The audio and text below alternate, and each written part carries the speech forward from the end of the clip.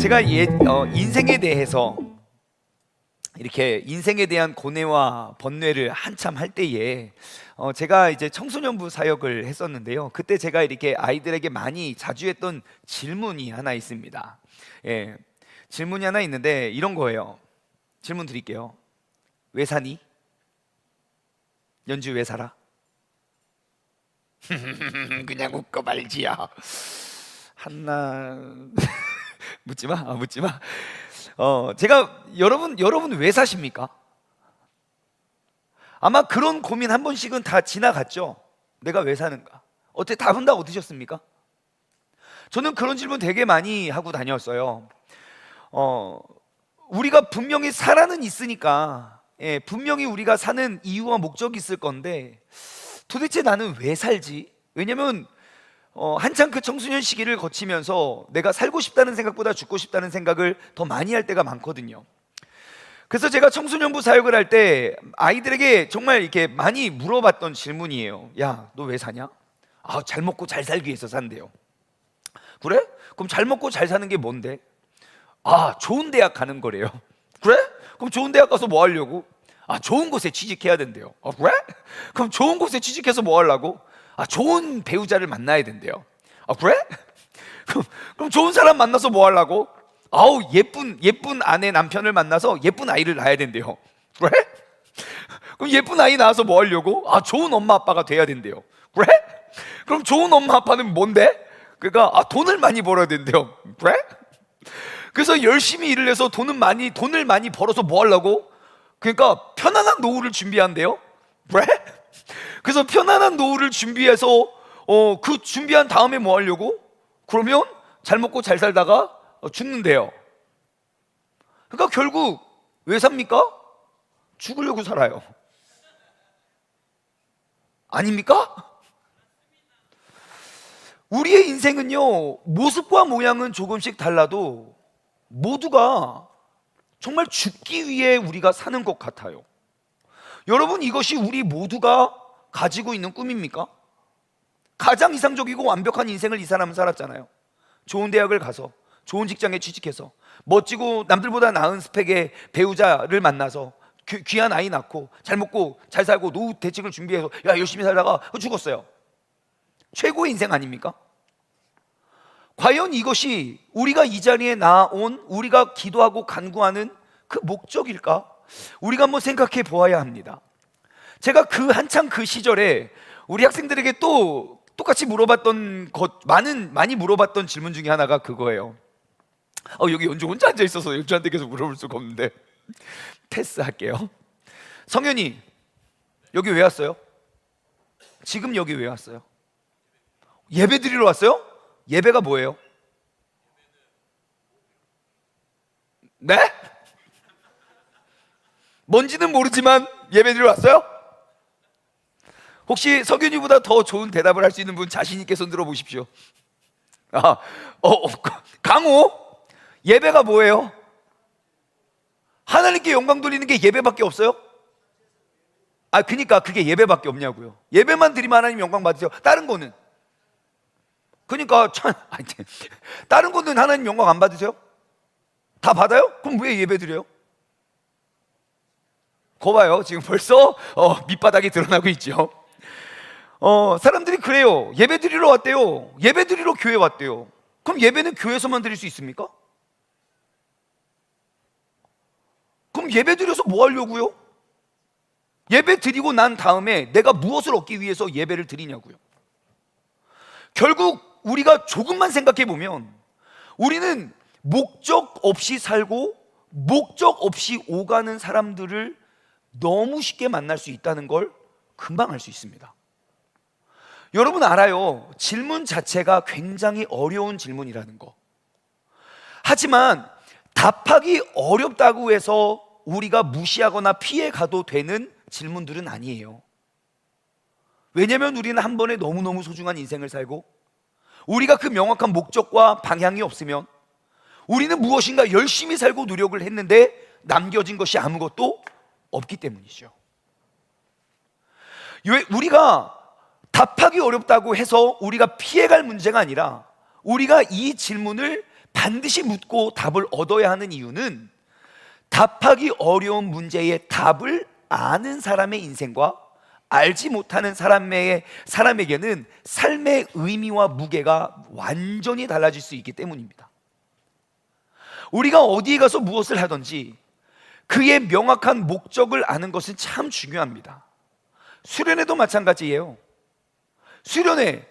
모두가 수련회에 가면 모두가 가지고 가야 할 목적이 있는데 다른 목적을 가지고 올 수도 있다고요?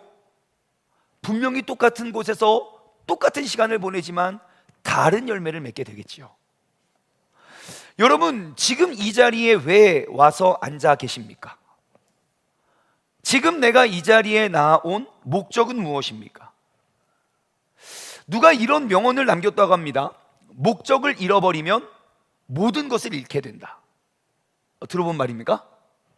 누가 한 말이죠? 제가 지어낸 말입니다. 죄송해요. 제가 왜 그때 한창 이 질문을 하고 다녔을 때 왜 이런 생각을 했냐면, 정말이지 그 목적, 인생의 어떠한 방향을 잃어버리면 내가 쓰는 모든 돈, 열정, 시간, 인맥, 그 모든 것들이 정말 무용지물이 되어버리기 때문입니다. 조금 생각해보면 일리 있는 말이에요. 모든 일에 있어서 목적은 정말 중요합니다. 똑같은 사건, 똑같은 사물을 가지고도 어떠한 목적을 가지고 있느냐에 따라서 그 도구의 쓰임이, 그 인생의 쓰임이 완전히 달라질 수 있기 때문이죠. 이게 칼이라고 칩시다. 여러분, 칼이 요리사 손에 들려지면 이것은 어떠한 목적을 가진 도구입니까? 맛있는 요리를 하는 도구이겠지요. 하지만 이 똑같은 칼이 살인자의 손에 쥐어지면 이것은 어떠한 도구가 되죠? 사람을 죽이는 흉기가 됩니다. 칼이 문제입니까? 아니죠. 칼을 쥔 사람의 목적이 다른 것이에요. 똑같은 도구이지만 어떠한 목적을 가지고 사느냐의 인생의 차이는 그렇게 달라질 수밖에 없는 거예요. 다이너마이트도 그렇죠. 여러분, 다이너마이트는 왜 만들어졌죠? 노벨이라는 사람이 왜 다이너마이트를 개발했죠? 터널을 뚫거나 큰 바위를 깨뜨리거나 큰 건물을 무너뜨리기 쉽게 하기 위하여 그 폭발물을 만들었다고요. 그래서 큰 효과를 봤어요. 하지만 똑같은 다이너마이트를 보고 다른 목적을 가지고 있는 사람들이 있었어요. 그래서 사람들은 그것을 전쟁에서 사용하게 됐죠. 대량 살상 무기로 하나만 터뜨리면 수백 수천 명의 사람을 한 방에 죽일 수 있는 무기로 변질되어 버렸어요. 다이너마이트가 문제입니까? 다이너마이트를 만든 노벨이 잘못한 겁니까? 아니죠. 그것을 잘못된 목적을 가지고 사는 사람들의 문제인 거죠. 여러분, 우리가 올바른 목적을 가져야 하는 것은 그냥 단지 칼이나 다이너마이트 뿐만이 아닙니다. 여러분, 연애, 이 중에 연애를 하고 계시는 분이 계시고 하지 않는 분이 계시겠지만, 여러분, 연애에도 명확한 목적이 있습니다. 아멘입니까? 아멘입니까? 미니, 연애의 목적은 무엇입니까? 네, 연애의 목적이 뭘까요? 왜 연애를 해야 될까요? 도파민 충전하기 위해서요. 야, 도파민이 충전될 때보다 도파민 말고 이 스트레스가 터질 때가 더 많지 않니? 그럼에도 불구하고 우리는 왜 연애를 해야 될까요? 예, 그쵸? 정확히 말해주었죠. 연애의 목적은 결혼입니다. 우리가 남녀가 만나서 우리가 서로 알아가는 그 시간과 그 시간과 그런 모든 것들이 왜 필요하냐고요? 정말 이 사람이 하나님이 나의 반려자로, 나의 절반으로, 반쪽으로 하나님께서 예비하신 그 단 한 명의 30억 명 중에 한 명의 사람인지 아닌지를 확인하기 위해서 그 명확한 목적지를 향해 나아가는 것이 연애입니다. 하지만 여러분, 그 목적이 없는 연애 혹은 목적을 잃어버린 연애는요, 수많은 아픔과 상처만 남겨지게 되죠. 분명히 사랑이라는 표현과 사랑이라는 단어로 우리가 어떠한 아름다움을 남기는 것보다 아픔과 상처가 아마 더 많이 남겨졌을걸요. 사랑이라는 명목으로. 왜냐하면 간단해요. 그 사랑의 모습 가운데 명확한 목적지가 없기 때문이에요. 연애로 인해서 상처를 경험하신 분들, 연애가 잘못됐습니까? 아니죠. 연애를 하는 사람들의 잘못된 목적이 잘못된 것이죠. 여러분, 연애에는 명확한 목적이 있습니다. 그것은 바로 결혼이어야 돼요.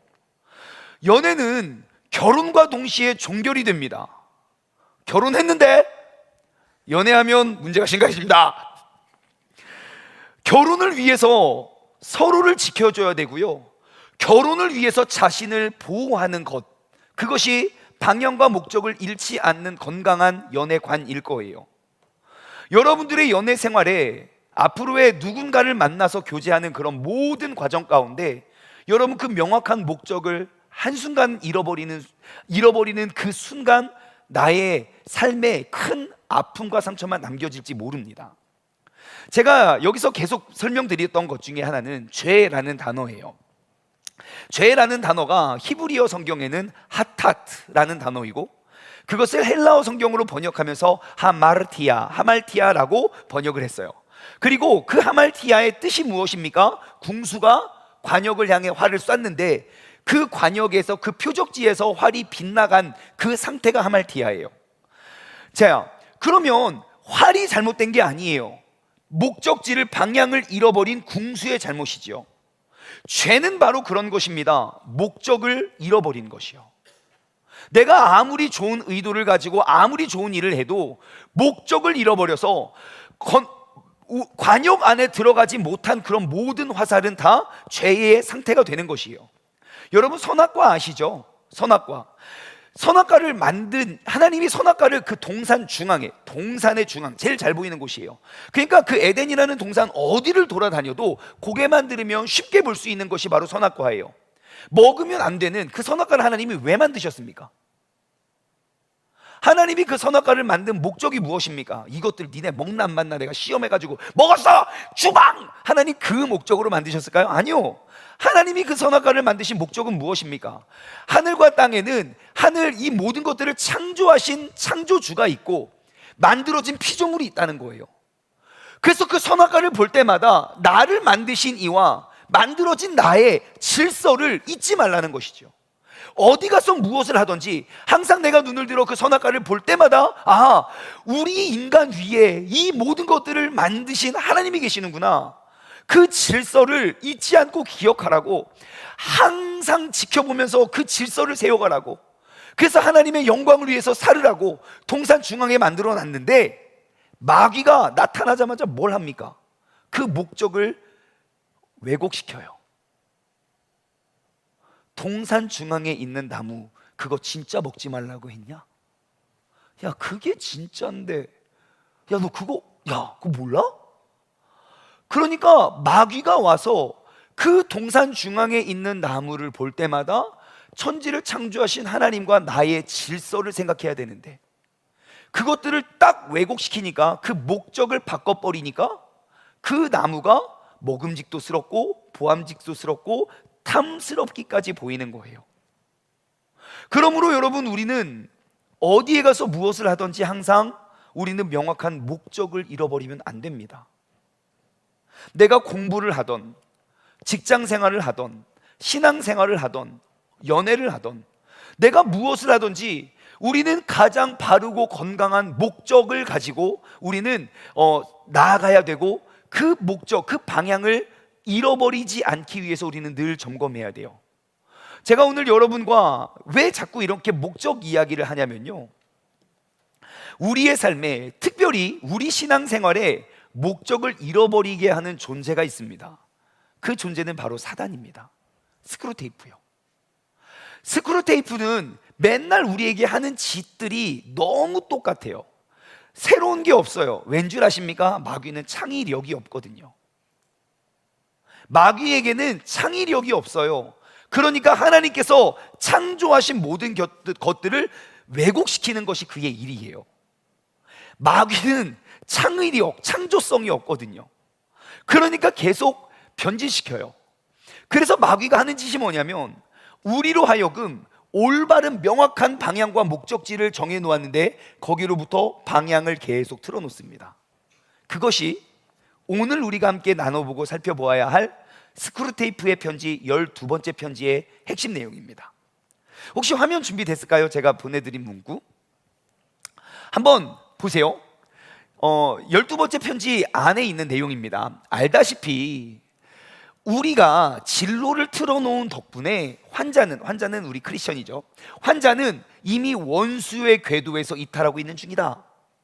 무엇입니까? 이 환자는 하나님, 원수는 예수님이죠. 예수님 그 영광 안에 머물러고 그 안에 돌아다녀야 되는데 우리가 진로를, 그 목적과 방향을 틀어놨어. 그래서 환자는 이미, 크리스찬은 원수의 궤도에서 이탈하고 있는 중이래요. 하지만 환자 자신은 진로 변경에 영향을 끼친 모든 선택이 얼마든지 취소 가능한 사소한 것들이라고 믿게 해야 된다 그래요. 분명히 지금 궤도가 바뀌었거든요. 이대로 좀만 가면 하나님의 영광의 그 관역에서 점점점 빗나가고 시작점은 조금이지만 도착할 때는 엄청 멀어지는 거 아시죠?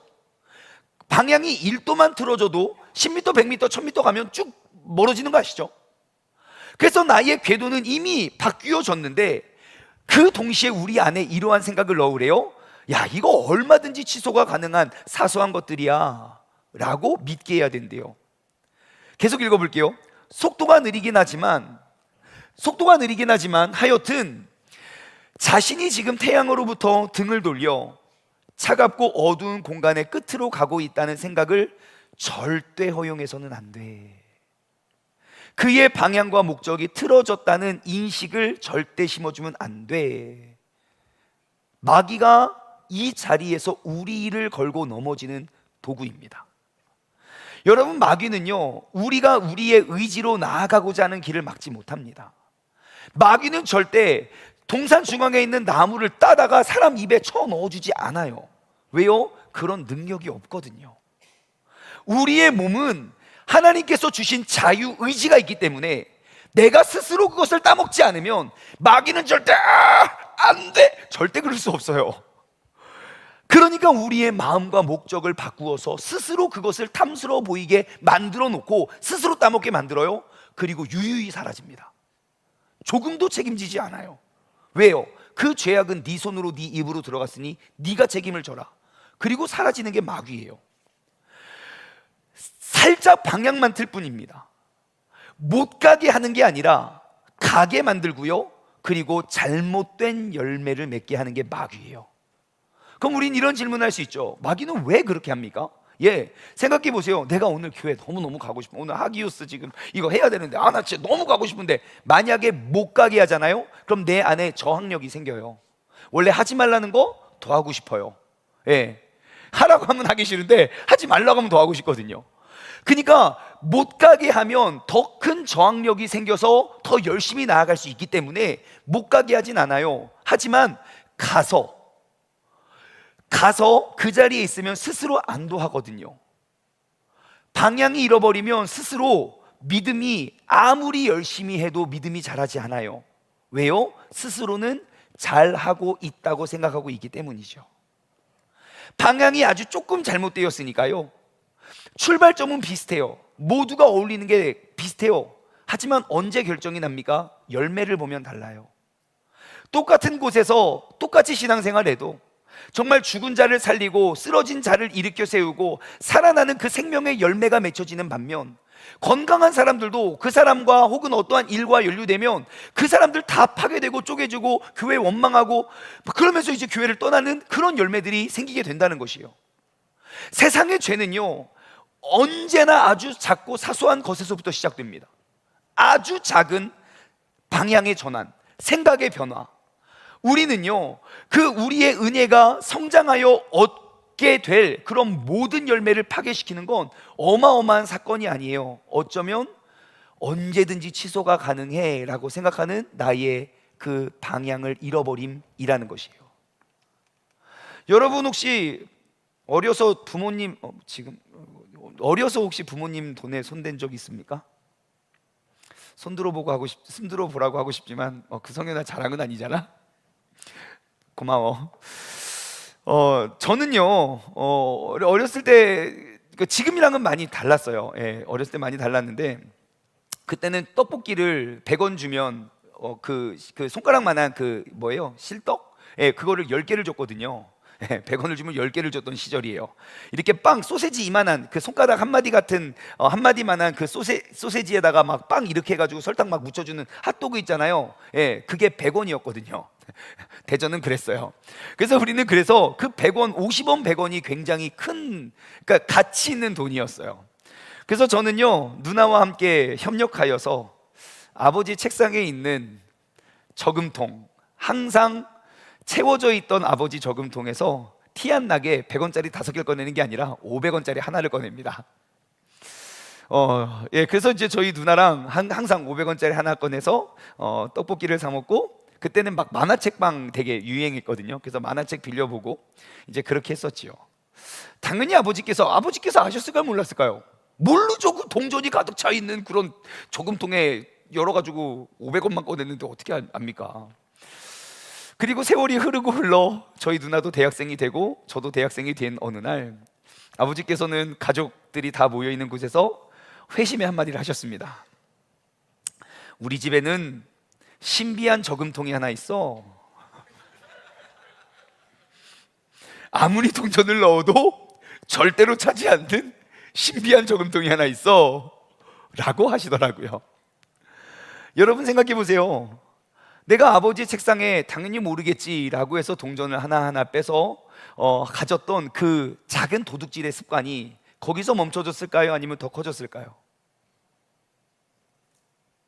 네? 어려운 질문을 드렸나요? 당연히 커졌지요. 나중에는 동전을 꺼내면 너무 티가 나니까요,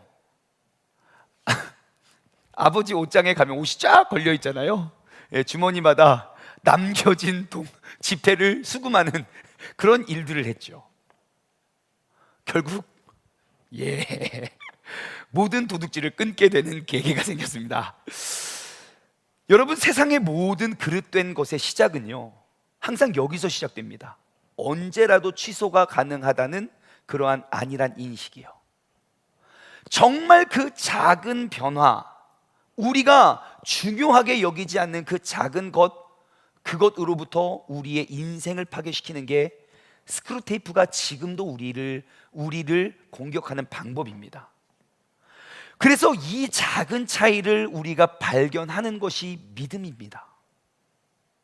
항상 우리는 왜 하나님의 말씀을 읽어야 되는지 아십니까?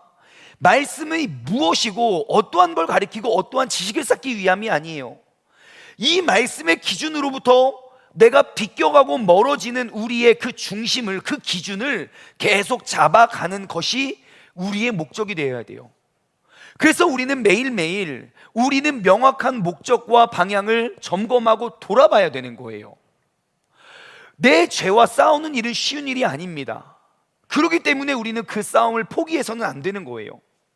여러분들이 막연하고 추상적인 목적을 가지고 이 자리에 나왔다면, 여러분 이 자리에 나와서 앉아서 예배드리고 신앙생활하는 그 목적이 구체적이지 못하고 현실적이지 못한다면, 우리가 아무리 매주 10년 20년 교회를 다녀도 진짜 하나님이 내 삶을 통하여 맺고 싶어 하시는 열매가 무엇인지 알지 못한 채, 주님께서 나를 통하여 맺고자 하는 수많은 열매들, 나에게 맡겨주신 사명이 있을 것인데 그게 뭔지조차도 모르는 채 우리는 시간만 낭비하는 사람이 될 수도 있다는 것이에요.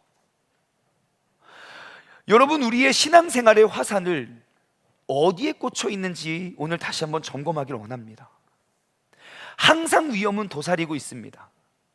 그리고 우리는 나도 언제라도 어느 순간이라도 어떠한 사건을 통해서라도 그 마귀의 놀이개가 될 수 있다는 그 경계심, 그 경각심을 우리는 놓쳐서는 안 됩니다. 그래서 말씀은 우리에게 이야기하죠. 우는 사자가 삼킬자를 두루 다니니까, 두루 다니면서 삼킬자를 찾으니까 우리가 뭐 하라고요? 늘 깨어 있으라고요. 다시 여러분들에게 묻습니다. 여러분 지금 이 시간 이 자리에 앉아 있는 목적은 무엇입니까? 내가 잃어버리고 틀어졌던 그 방향을 바로잡는 것입니다.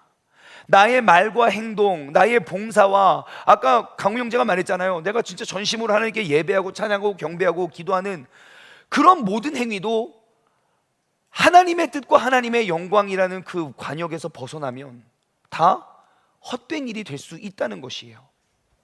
그래서 이제 우리가 해야 될 것은요, 나의 삶을 돌아보고 점검하여 하나님의 영광, 하나님이 나를 통하여 맺고자 하시는 그 열매가 하나님이 원하시는 때에 원하시는 만큼의 열매를 맺어가는 것이 우리의 역할이 되는 줄 믿습니다. 그렇다면 우리의 믿음의 방향은 우리가 어떻게 점검할 수 있습니까? 오늘 본문 말씀을 통해서 우리가 그 지혜를 얻기를 원해요. 본문 말씀은 굉장히 짧습니다. 한 절밖에 되지 않으니까 우리 한 목소리로 다시 한번 읽어볼까요? 자, 한 목소리로 준비하시고 시작! 나더러 주여 주여 하는 자마다 다 천국에 들어갈 것이 아니요 다만 하늘에 계신 내 아버지의 뜻대로 행하는 자라야 들어가리라. 아멘. 다시 한번 묻겠습니다. 여러분 이 자리에 나와서 왜 주여 주여 하고 계십니까? 왜요? 우리가 이 자리에 나온 목적은 뭐예요? 천국을 누리기 위함이겠죠. 예. 왜요? 천국에 가기 위해서 주여 주여 하는 거잖아요. 근데 말씀은 이야기해요. 야, 너희가 주여 주여 한다고 해서 다 천국에 들어가는 게 아니야. 상황과 환경은 다르지만 어떻게 해서든지 어떠한 환경이든지 뭐 경제가 어떻고 사회가 어떻고 뭐 일본의 지진이 어떻고 뭐 쓰나미가 어떻고 그러든지 간에 나는 항상 하나님 나라에 거하여 참 평안과 기쁨을 누리기 위하여 우리가 이 자리에 나와야 된다는 거예요. 분명히 나의 생활과 환경은 지옥과 같은 환경일지라도 나는 그 속에서 하나님이 내 안에 내주하시어 그 하나님과 참 평안과 기쁨, 세상 누구도 줄 수 없는 그 시험과 어려움과 환난과 역경 속에서도 내가 그 평안을 누리기 위해서 우리가 이 자리에 나오는 것이에요. 말씀은 이야기합니다. 나더러 주여 주여 하는 자마다 다 천국에 들어갈 것이 아니고 다만 하늘에 계신 내 아버지의 뜻대로 행하는 자라야 들어가리라. 한번 이 말씀대로라면 여러분 우리가 주여 주여 왜 합니까? 천국에 들어가기 위해서예요. 그럼 천국은 어떻게 하면 들어갈 수 있습니까? 어떻게 해요? 아버지의 뜻대로 행하는 자라야 들어간대요. 그럼 한번 여러분들에게 물을게요. 여러분 천국은 언제 갈 수 있습니까? 천국 언제 갈 수 있습니까? 우리 15사단에서 온 형규, 천국 언제 갈 수 있니? 나? 죽으면 가죠. 예, 죽으면 갈 거예요. 틀림없어요. 그럼 사는 동안에는 지옥에 살다가 죽어야만 가는 곳이 천국이죠? 아닌 것 같아? 그럼 천국은 언제 갈 수 있습니까? 언젠지 모르지만 지금은 아니야? 15사단은 절대 천국이 될 수 없죠. 여러분 그래서 우리가 말씀을 봐야 되는 거예요. 말씀은 그 천국에 대해서 뭐라고 소개하고 있고 언제 갈 수 있고 어떻게 갈 수 있는지 너무너무 잘 설명해 주고 있거든요. 우리가 한번 말씀 찾아볼까요? 누가복음 17장 20절과 21절입니다. 누가복음 17장 20절과 21절 찾아주시면 화면에 띄워주시면 예, 우리 청년들이 큰 도움이 될 거예요. 오, 나왔습니다. 자 보세요. 또 20절 21절이요. 네, 오케이. 바리새인들이 하나님의 나라가 어느 때에 임합니까? 라고 물어요. 우리가 똑같은 질문하죠. 하나님의 나라가 어느 때에 임합니까? 그러니까 예수님께서 친히 대답하십니다. 예수님께 대답하여 이르시되 하나님의 나라는 볼 수 있게 임하는 것이 아니다. 또 여기 있다 저기 있다고도 말할 수 있는 게 아니다. 하나님의 나라는 어디 있대요? 너희 안에 있느니라 그래요. 그러니까 말씀은 그 하나님의 나라는 이미 우리에게 임했다고 이야기하는 거예요. 여러분 하나님의 나라는 어디 있습니까? 우리 안에 있다고요. 그리고 누가복음 4장으로 넘어가 볼게요. 4장 16절에서 19절 말씀. 누가복음 4장 16절 19절 말씀 보세요. 예수님께서 그 자라나신 곳 나사렛에 가십니다. 그러니까 안식일에 늘 하던 대로 회당에 들어가서 성경을 읽으려고 그 자리에 섭니다. 선지자 이사야의 글을 이제 드리건을, 그러니까 오늘 본문입니다 하고 이제 뭐 이사야 이게 두루마리가 많이 있으니까요. 이사야 두루마리를 줬어요. 그러니까 그것을 쫙 펴서 이렇게 기록한 데를 찾으세요. 쫙 이렇게 찾으세요. 막 찾으세요. 성경을 찾으세요. 그리고 말씀하십니다. 주의 성령이 나에게 임하였으니. 주의 성령이 나에게 임하였대요. 왜요? 이는 가난한 자에게 복음을 전하게 하시려고 나에게 기름을 부으시고 이제는 나를 어떻게 해요? 보내셨대요. 성령이 내게 임하여 가난한 자들에게 복음을 전하려고 나를 이제 보내셨대요. 그래서 예수님이 보냄 받아서 예수님이 하신 사역이 뭡니까? 포로된 자에게 자유를, 눈먼 자에게 다시 보게 함을 전파하고, 눌린 자를 자유롭게 하고 주의 은혜의 해를 전파하려 하심이라 하였더라. 아멘. 여러분, 예수님과 함께하는 삶은 어디에서 필요한 겁니까? 1번 죽어서, 2번 살아서. 당연히 살아서겠죠. 예수님과 함께하는 그곳이 하나님의 나라 아닐까요? 예수님께서 통치하시고 예수님께서 친히 다스리시는 그 나라. 나는 포로되고, 나는 눈을 멀고, 내가 아무것도, 나는 묶여있고 죄인이고, 나는 뭐 종이고, 모든 것들이 갇혀있고, 나는 정말 지옥 것 같은 삶을 머물러 있지만, 주님께서 친히 내 삶에 오시는 순간 포로된 자에게 자유를, 눈먼 자에게 보게 함을, 눌린 자에게 자유롭게 하고 그 주님의 은혜의 해를 전파하는 것, 주님과 함께하는 그 나라가, 주님께서 다스리시는 인생이 바로 하나님의 나라 아닙니까? 여러분, 예수님과 함께하는 삶은요, 우리가 죽어서 필요한 것이 아니에요. 살아있는 우리에게 필요한 거예요.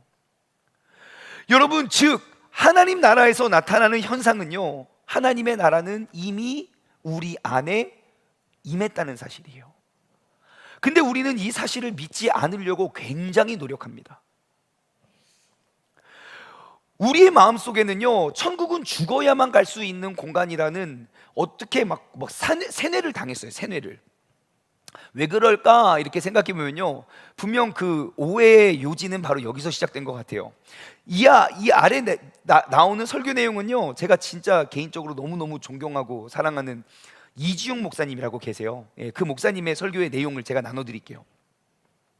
신약 성경에는 하나님의 나라, 그 하나님의 나라가 141번 기록되어 있어요.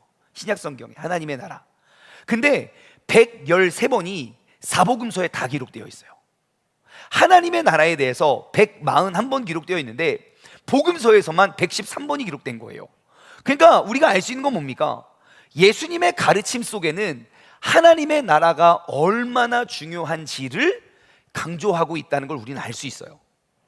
그래서 사복음서에 113번 언급된 그 하나님의 나라를 우리가 분석을 해봤어요. 그러고 봤더니 사복음서에 113번 들어갔으면 평균 한 30번쯤 들어가야 되잖아요. 근데 한 책에 51번이 기록되어 있는 거예요.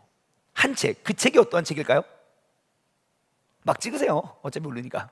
그게 마태복음입니다. 마태복음. 그래서 우리는 어쩔 수 없이 마태복음에서 소개하고 있는 그 하나님의 나라를 크게 인식되고 느낄 수밖에 없어요. 왜요? 113번 중에 51번이 마태복음 안에서만 나오고 있기 때문이죠. 거기서부터 우리의 오해는 시작돼요. 왜냐하면 마태복음에서는 하나님의 나라가 51번 기록되어 있는데 그 중에 47번이 하늘나라, 한국 성경으로는 천국이라고 부르기 시작했기 때문에 기록되어 있기 때문이에요.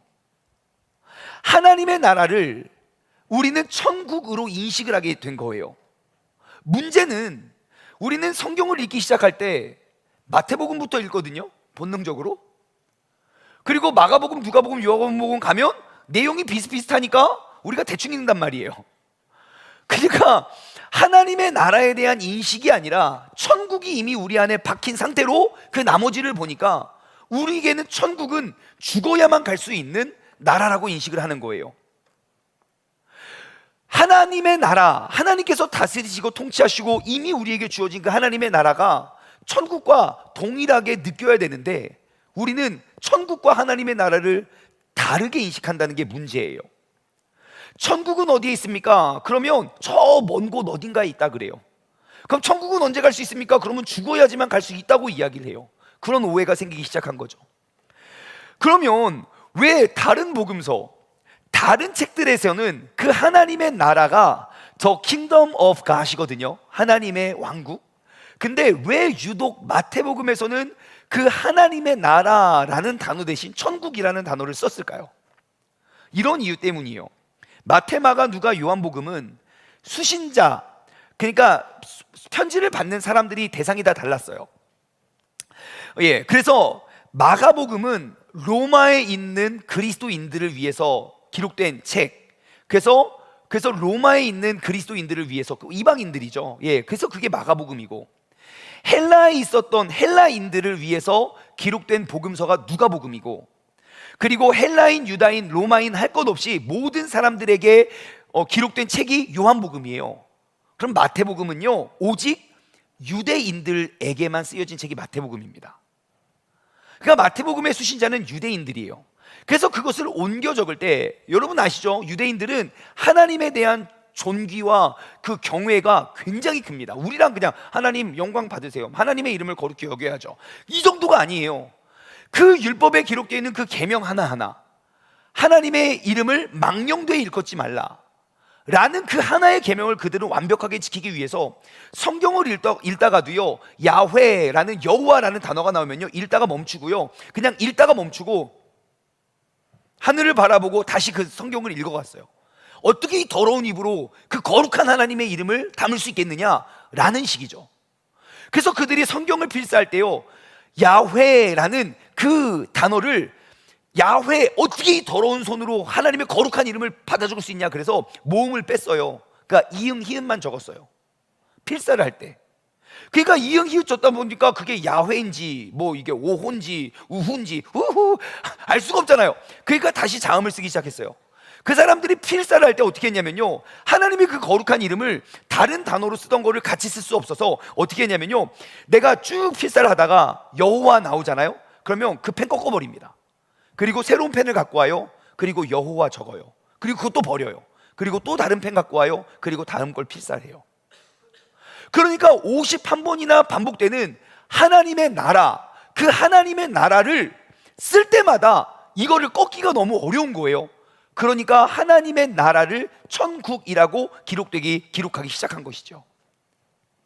그래서 우리는 마태복음부터 읽기 시작하니까 우리는 그 천국에 대한 이미지가 너무 강하게 있는 거예요. 그래서 여러분, 우리가 기억해야 될 것은, 여러분, 그 천국과 하나님의 나라는 우리가 죽어야만 갈 수 있는 나라가 아니라는 거예요. 그 증거가 무엇이냐면, 성경에 기록되어 있는 예수님의 제자들의 모습을 보십시오. 우리가 봤을 때는 그 사람들 되게 불쌍하고 되게 불행하고 맨날 고생하고 아프고 매 맞고 그러거든요. 근데 그들이 남겨둔 글을 보면요, 그들은 누구보다도 행복하고 평안해요. 앳빌골몬, 에베소, 빌립보서, 골로새서, 빌레몬서는 옥중서신이라고 해요. 사도 바울이 감옥에 갇혀서 손발이 묶인 채로 쓴 책이, 남긴 책이 그 책이라고요. 한번 다 읽어보십시오. 내가 억울하게 감옥에 갇혀가지고 나 나가서 전도해야 되는데 이 썩을 막 그러면서 신세한탄한 거 하나도 없습니다. 에베소서, 빌립보서 이런 데 보십시오. 너희는 항상 기뻐해라. 내가 다시 말하노니 기뻐하라. 내 안에 솟구치는 그 기쁨을 너희에게 전한다. 주제가 기뻐하라라고요. 어떻게 억울하게 감옥에 갇힌 사람이 밖에 있는 사람에게 기뻐하라고 할 수 있습니까? 사도 바울은 그 안에서 밖에 있는 사람도 누리지 못하는 그 하나님의 나라를 누리고 있었기 때문이죠. 그러므로 우리가 기억해야 될 것은, 우리는 죽어야지만 비로소 누릴 수 있는 것이 하나님의 나라가 아니라 매일매일 매 순간순간 그 하나님의 나라를 누리기 위해서 우리가 예배하는 거예요. 세상을 보면 모든 것들이 두려워요. 염려가 가득하지요. 그래서 하나님 앞에 나와 우리가 간절히 구하면 하나님의 계획을 내가 알 수 있어요. 그러니까 그 속에서 또 다른 희망을 보게 되는 거예요. 그 희망 속에 내 마음에, 그 희망을 믿는 그 믿음 안에 내 안에 평안이 찾아오는 거예요. 내가 하나님께 예배와 찬양을 올려드리는 것, 그 기쁜 찬양을 통하여 나의 찬양을 받으신 하나님 앞에 내가 올려드리는 예배가 되어야죠. 앞에서 준비하는 사람들 구경하는 시간이 아니에요. 오늘 누구 틀렸어. 그게 중요한 게 아니라고요. 하나님 앞에 내가 악기로 하나님께 영광을 돌릴 수 있으니 연주를 하는 거고, 내가 노래로 할 수 있으니 노래를 하는 거고, 내가 춤을 출 수 있다면 춤을 추는 거죠. 그 모습과 행위를 통하여 내가 지금 나의 찬양을 기뻐 받으시는 하나님의 나라를 누리기 위함이 되어야 하는 것이에요. 하나님께서 다스리시는 그 나라는 참 평안이 있습니다. 상황과 환경이 통제할 수 없는 샘솟는 기쁨과 평안이 있습니다. 모든 문제보다 크신 하나님이 나와 함께 하시는데 무엇이 걱정입니까? 죽음인들, 나를 막을 수 있겠습니까? 그래서 여러분, 우리가 이곳에서 우리가 항상 예배드리는 그 한 가지의 명확한 목적지, 우리가 주여 주여 한다고 해서 하나님의 나라를 누리는 게 아니에요. 그 말씀대로 행하는 자라야 우리는 그 하나님의 나라를 누릴 수 있게 된다는 것이에요. 제가 지난번에도 말씀드렸죠. 진정한 변화의 공식 기억나시나요? 참 변화의 공식 뭐죠? 참 변화는 뭐예요? 그죠? 기억을 하고 있거든요. 고마워요. 뭐예요? 내면의 변화 곱하기 외면의 변화라 그랬어요. 이 말씀이 딱 맞아 떨어지죠. 나더러 주여 주여 하는 자, 우리의 내면의 변화일지 몰라요. 하지만 하나님의 뜻대로 행하는 것, 그것은 나의 외면의 변화예요. 내가 아무리 여기서 주여 주여 하고 나의 마음과 나의 행동이 조금도 달라지지 않으면 우리는 하나님의 나라를 누릴 수 없겠지요. 하지만 내가 그 말씀을 의지하고 그 말씀을 믿는 만큼 내가 주님의 뜻대로 행하며 나아갈 때에 우리는 비로소 그 하나님의 나라를 우리는 얻고 누리게 되는 것입니다. 여러분, 이 자리에 나올 때 주여 주여만을 위해서 나오시면 안 돼요. 주여 주여와 말씀대로 살아나는 우리의 고백과 삶이 일치되기 위하여 나오셔야 돼요. 여러분, 이제 우리가 진정한 크리스찬이 되기 위한 그 목적을 우리가 고정하고 매일매일 말씀을 통하여 틀어지고 잘못된 그 방향을 바로 잡아 내가 어디에 가서 누구와 함께 하더라도 항상 나를 이끄시고 인도하시는 그 하나님의 나라를 누리며 나아갈 수 있는 우리 모두가 되기를 주님의 이름으로 간절히 소망합니다. 우리가 이 자리에 나온 목적, 그 하나님이 어딘가에 계시는 분이 아니라 지금도 살아계신 그 하나님을 우리가 경험하기 위함입니다. 이 자리에 나온 여러분들의 목적은 다 다를 거라고 전 생각해요. 누군가는 연애의 목적을 가지고 나갈 수도 있고, 누군가는 재미의 목적을 가지고 나갈 수도 있고, 누군가를 친구를 만나기 위한 사교의 목적으로 나올 수도 있어요. 하지만 그 모든 잘못된 목적은 스크루테이프가 우리에게 심어준 전략에 100% 넘어간 것입니다. 만약 여러분들이 다른 목적을 가지고 이 자리에 나왔더라도 우리가 이곳에서 우리가 구하고 추구하고 바라봐야 될 단 한 가지 목적은 그 살아계신 하나님을 만나고 하나님을 경험하기 위한 목적이 되어야 돼요. 만약 다른 목적을 가지고 이 자리에 나오셨다면 여러분, 지금 이 순간부터 나의 인생의 목적, 나의 예배의 목적을 바로 세워갈 수 있는 우리 모두가 되길 소망합니다. 목적을 잃어버렸던 어떠한 사건과 사물은 그 목적을 잃어버림 때문에 한순간 모든 것들을 잃어버릴 수 있습니다. 하지만 우리가 이 자리에서 예배를 드리는, 우리가 이 자리에 모인 그 목적을 바로 세우면 우리를 통하여 행하실 그 하나님의 상상할 수도 없는 그 놀라운 은혜와 열매를 우리는 보게 될 줄 믿습니다. 그 믿음을 지켜 행하기 위해서 우리가 모인 거고, 우리가 나누는 거고, 우리가 살아계신 하나님을 경험하는 것이고, 나아가 그 열매를 맺어가는 것입니다. 무너져가는 교회, 잊혀져가는 하나님의 영광을 이제 우리 웨이븐 청년부가 다시 한번 그 거룩한 파도를 일으켜 정말 물이 바다를 덮음같이 그 여호와의 영광을 온 땅 가운데 충만히 임할 수 있는 저와 여러분 되기를 주님을 축원합니다. 교리에 대해 생각해 본 적 있니? 알아서 뭐해? 라는 식으로 말을 하진 않니? 그것이 네 삶에 어떠한 영향과 결과를 가져다 주는지 혹은 주지 못하는지 내가 상관할 바 아니지만 생각해봐. 네가 어떤 기준으로 믿음지